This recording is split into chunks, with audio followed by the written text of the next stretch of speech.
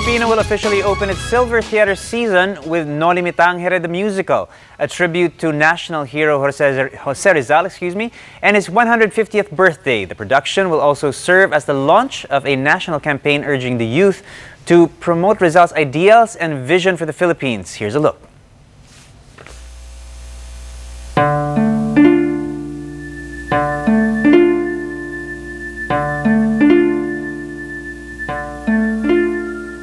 Sulat ng pamamaalam ng si Crisostomo'y mang-ibang bayan, ipagpapalit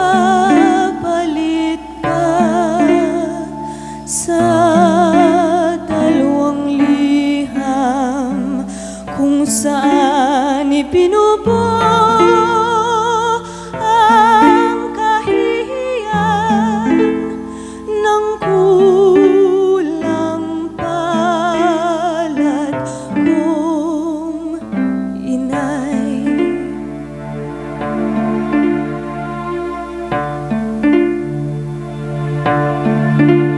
sa patalim na kay lupit, ako'y nagigipit, tutol may kumakapit, pag-ibig ni Crisostomo'y ipagpapalit sa lihim na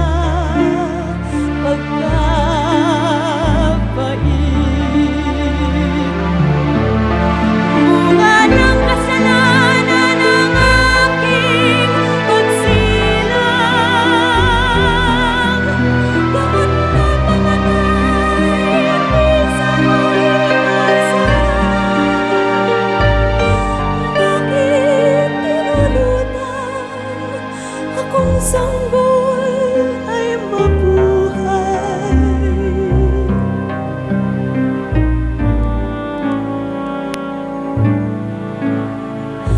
Anong kapatawaran sa ginawang kataksilan ng marupok kong magulang? Dalhin na lamang hanggang hukay ang tunis ng pinagmulan.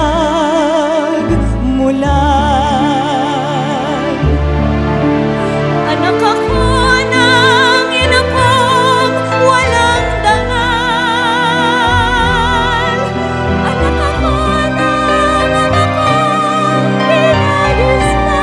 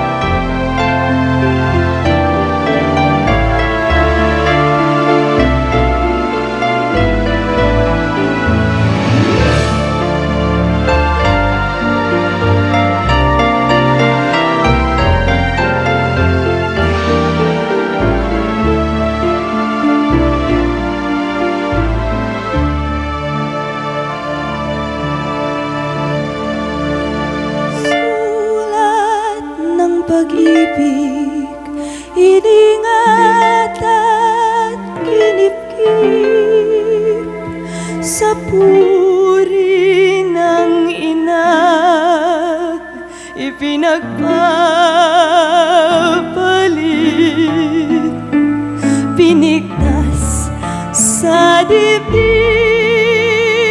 Paalam na pag-ibig, paalam, paalam, pag-ibig, paalam.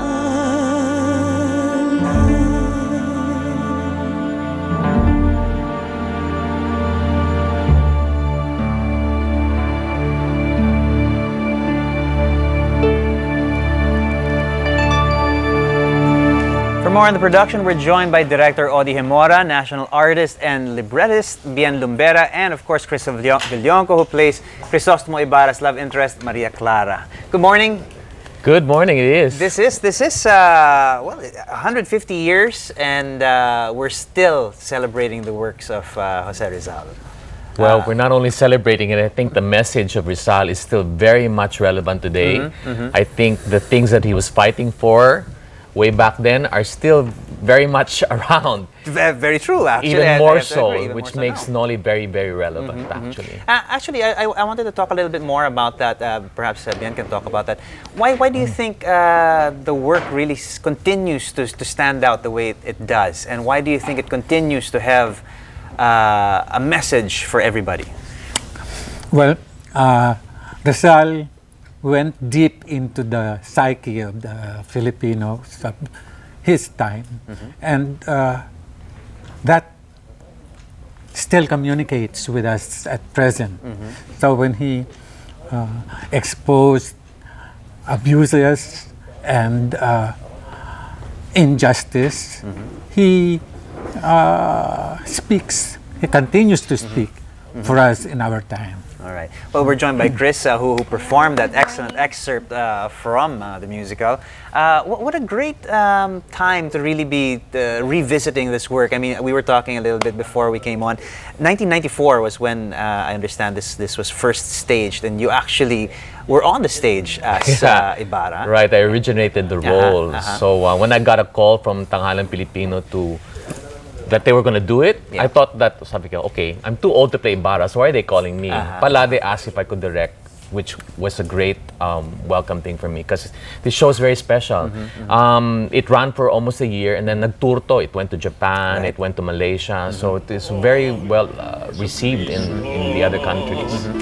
What's it like being on the other side of the stage, so to speak? I mean, obviously your growth as an artist, you have obviously grown so much since then, but now you're on the opposite end. How does it feel now to see the production from the shoes of the director? I've come to appreciate it even more, the material, because you don't only look after yourself as an actor already, you're seeing yung kabuuan ng buong storya, and to be able to communicate it to the audience and to make it relevant. It's really the challenge, is to make it relevant. We struggle through Noli, as students. Yes. And why is it? Bakit ang hirap-hirap basahin tong libro na to as a required reading? So we had to find ways to make it compelling to watch. So it concentrates primarily on a love story between the three, set against a backdrop of oppression. So that was the challenge, that it's entertaining enough, it's compelling enough as a story, at the same time marami kang maiuuwing mensahe. Chris, being somebody who's now part of the production on stage, you obviously play the love interest of Crisostomo Ibarra. Maria Clara. Do you appreciate the material more now, having been part of this production? I do. As Tito Audie said, it really is difficult to get through the book. And when I first read it, it was very difficult. There's a lot of grief, a lot of pain, and it just never ends. And we needed something to make it appealing to the young, appealing to the old, and something that, something good out of it is the love, of course, between Maria Clara and Crisostomo Ibarra. Yeah. And yet we also see everything that's going on, which unfortunately is still somewhat happening today. Somewhat happening today.